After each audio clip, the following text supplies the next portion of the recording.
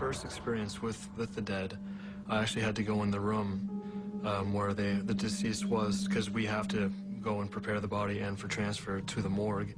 And all I can remember is the body was unwrapped and it was just staring right at me. And I can remember just being really, I think I turned white.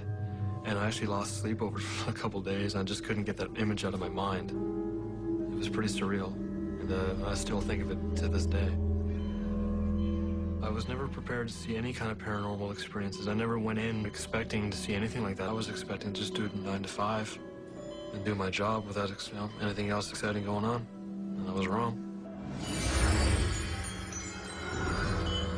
If you want to tell a good spooky tale, where would you set it?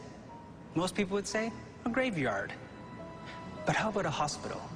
It's a place where many people go to die, and perhaps where some of their spirits might linger on, as if they can't find their way to the other side. Hello, I'm Lawrence Chow. Today we meet two people with connections to hospitals, and they believe those connections have led to their own ghostly encounters.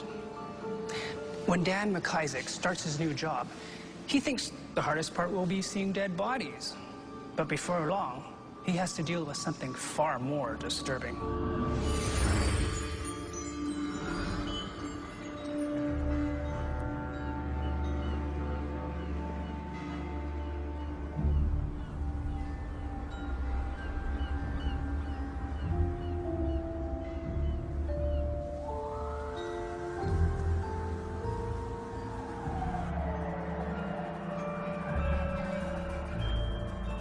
I started at the hospital about 7 years ago. I can remember very early on, actually. I was doing a back shift one night. It was 2 in the morning, and I was coming back from another part of the hospital. I was flipping through papers in my hand. And I can remember there was a window, and it was so black you couldn't see outside. And I looked up. There was, in the black window, I could see this figure from the waist up of this woman looking directly at me. And I went to turn around to see who it was in the reflection, and there was nobody, not even anybody living. There wasn't even anybody there.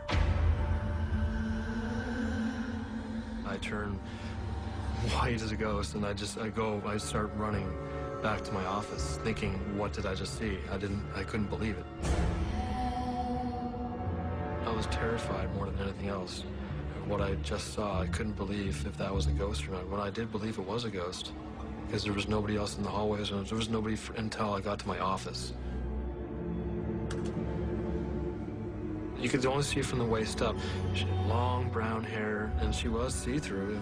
She wasn't like a whole kind of person. You couldn't see too much of her. She didn't look familiar. I have never seen her before in my life until that night. So I felt 100% certain that I did see a ghost. I maybe realized that she could have been a patient at that part of the hospital, and maybe she just wasn't ready to go back into the afterlife, and she's back with us for some reason. And that reason I will never know.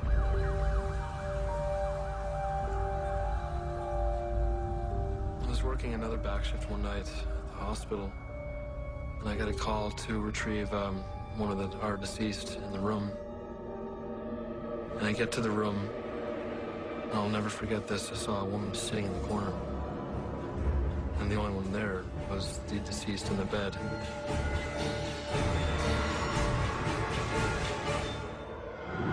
I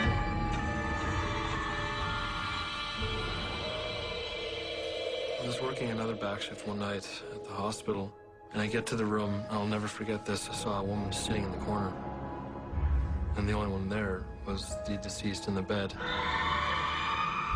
And I did a double take, and there was nobody there when I looked again.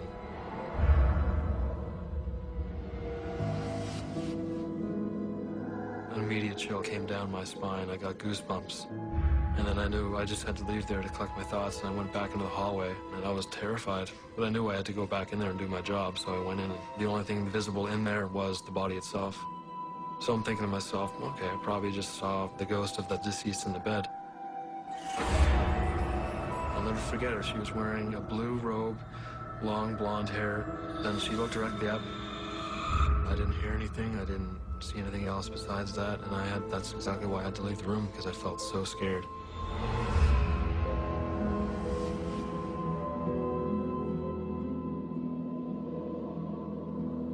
this point, I was pretty scared of what I've seen so far. I rarely went any kind of darkened corridors alone if I could help it, because I had to frequent these hallways and for pickups or what have you, or patient delivery or whatever. And it seemed to be every night that I'd see something out of the corner of my eye or feel something behind me. I'd be going down the hallway, and there's rooms on either side, patient rooms. And when you look in either of the rooms, out of the corner of my eyes, I swear that I could see kind of ghostly shrouds. And you can feel, I feel a chill almost every time I go down there. It is kind of terrifying.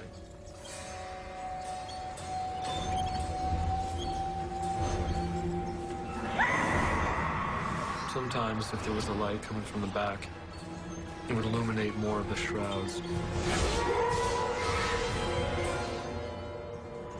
It wasn't completely solid. It could range from anywhere from just a petite kind of person to anywhere from like a lumbering kind of really large person.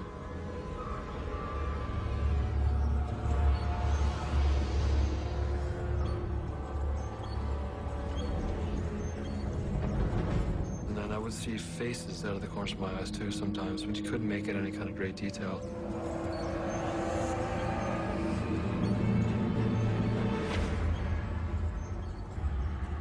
Sometimes it even looked like they were looking right at me, and I could feel their just chilling stare right at me, and I couldn't see any kind of details of any kind of faces, which is even more terrifying.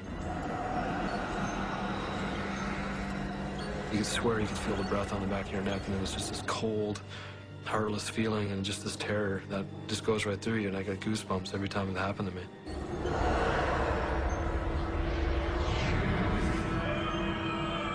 I nicknamed them the Faces of Death just because it was kind of what it reminds me of. And they just felt cold and heartless. They just felt, you know, like they were not inviting looking. And they terrified me at the best of times, and it made me kind of jumpy. I won't lie. You know, it's just seeing these kind of specters. And you don't know, it's unfamiliar for a lot of people. It's still kind of can be unfamiliar for me. Especially when you're alone in the hospital. You know, it's not well lit. It's very dark. And you're very much alone a lot of the times. It's an old hospital itself, so I mean, there's been a lot of deaths that happen in that hospital, and it's happening day by day.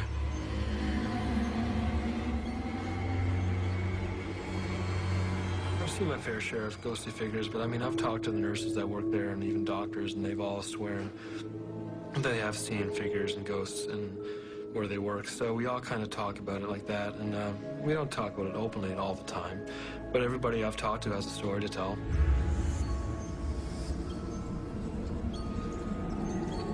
I figure a lot of these patients, the ghosts that are still around, from what I've seen in the hallways and the doorways and what have you, are taken. A lot of them feel they might be taken too soon from their life, and they haven't really accomplished what they have to done when they were alive. And I imagine they always stick around because they're either mad about it, and they didn't want to die, and they want to just stick around, and they want to be with their family. So that's what I kind of accustom it to. They want to be back on this earth, and in the form they are. Hospitals are a frequent setting for reports of paranormal activity. There's a belief that when people die suddenly, as they do in emergency wards, their spirits might not be ready to pass on. But would such ghosts be confined to the hospital? After a startling encounter in his own home, Stephen Flynn doesn't think so. How my encounters began was I live in an apartment building. It's a 6-unit building that's probably 40 to 45 years old. And when I moved in 2001, didn't really notice anything out of the ordinary, but, you know, you sort of get a sixth sense of something different here. We've done research on the building itself, and in particular in this apartment, we've never found any indication of anybody passing away in that apartment. The building itself, as I said earlier, is only 40 to 45 years old, so it's fairly new. It doesn't have a long history as many of the buildings in St. John do. But there's something that has made its way there.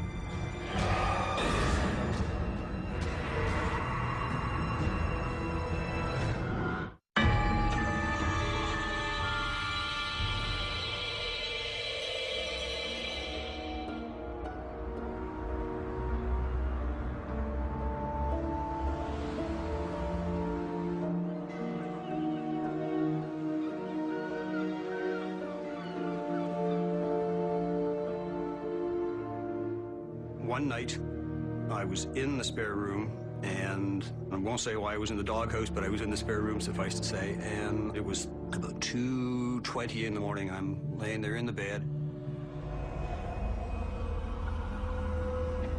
and all of a sudden, from that mirror comes a bright flash of light sort of into the room, and right after that bright flash of light, of course, you know, the goosebumps start, and then the room gets deathly cold, and it really, really got cold in there. It was unfeeling, it was unwelcome, and it was frightening. I'm laying there in bed, absolutely terrified about what has just happened, because I have no explanation for where this light source came from, why it happened, and why I'm suddenly freezing in this room that, you know, shouldn't be that cold. So I lay there for a great length of time, scared to move. One of the reasons why I was scared to move is because the only way I can exit the room is to go past that mirror. But we're on the 3rd floor in this apartment. We're high enough up that car lights couldn't possibly shine in there. Street lights, there are no street lights in that area to shine in the room. There is nowhere, no way, no how that any light could have possibly gone into the mirror and come out. I didn't think of going back to sleep, not for 1 minute, because I didn't know what I was experiencing, and I thought, the last thing I want to do is go to sleep right now, and oftentimes it happens with fear, is that fear wakes a person up. I mean, I was fully awake. I probably could have gone to work at that point. I don't think it was death, per se. I just think it was evil. It was something that wasn't friendly, and, you know, one of those things that I don't ever want to experience again. Once in a lifetime for that is enough.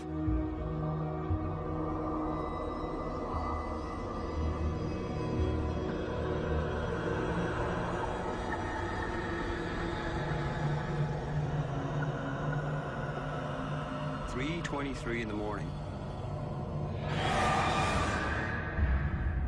I wake up, looked at the clock, saw the time, 3:23. I rolled over to look towards Gwen, and there standing beside the closet was a female. She appeared to be pulling on an orange sweater or a blouse, and around her head there was an aura of orange, green, purple, and red. Very, very clearly defined aura. As soon as I saw that, I kind of gasped, stared at it for a second, and she was still there trying on this orange sweater or blouse. I said, Gwen, wake up." Gwen went, what? Woke up. I said, "Turn your light on. There's a ghost beside your bed." So she rolled over, turned on her light, and of course, as soon as she did, the ghostly figure disappeared.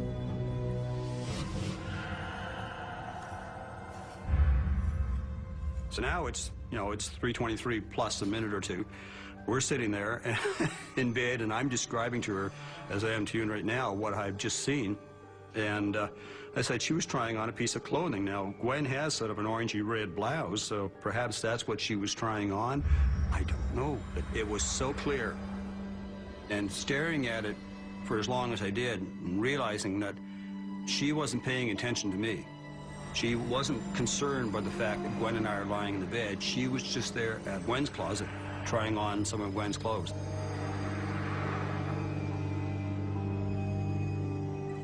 It wasn't negative. I'm not going to say it was a positive energy. It wasn't like, you know, warm, fuzzy feeling. But it wasn't the cold, ice-cold feeling that I got with the flash of light from the spare room. It was more or less just a feeling that there's somebody here. I'm not afraid. She's not afraid. So, like, let's just let life go on. If anything, I was kind of disappointed when we turned the light on and it disappeared. And I wish in a way now, you know, looking back, that I hadn't told Gwen to turn the light on. I should have just said to her, just roll over and take a look and watch this individual the same as I'm watching, and let's see what happens. Gwen has a theory, and I think she may be right bang on in this, that she works in a hospital. She's a very, very caring kind of person. And one of the first things she said was, well, it must be one of the spirits that's followed me home from work. So, I mean, she didn't even give it a second thought as to where it probably came from. She's much more in touch with what's going on the other side. And so she's not spooked by it for the most part. She's not overly concerned by it. If anything, she's curious by it, which I am now too. I mean, I've gotten much more curious and much more accepting of something else out there. It's one of those things you can't really pinpoint why I was the lucky or unlucky, however one wants to put it, person to see that individual. But, you know, maybe it was her way of saying, you know, getting the message to me that we do exist on the other side. And you can be as skeptical as you want, but the reality is that we exist. It was midweek. I don't remember the exact day, but it was late December, if memory serves me well. So at around 11 o'clock, off I go into the bedroom to go to bed.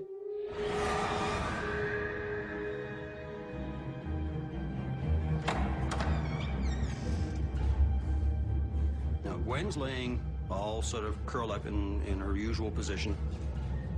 And I look down at the bed, and what I see coming out from under the covers is a hand. And I can see the outline of a head of a very young girl. It was just sort of stunned, like, why am I seeing the hand and a child curled up in our bed? Like, where does this child come from?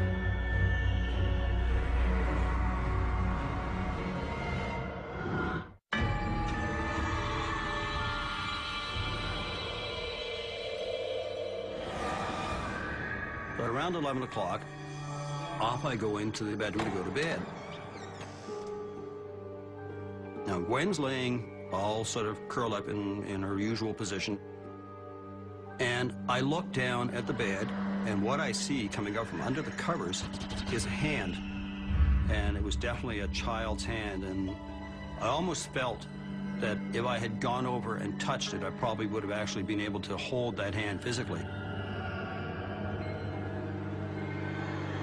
And I can see the outline of a head of a very young girl, probably 5 or 6 years old, I would guess. It was just sort of stunned, like, why am I seeing the hand and a child curled up in our bed? Like, where does this child come from?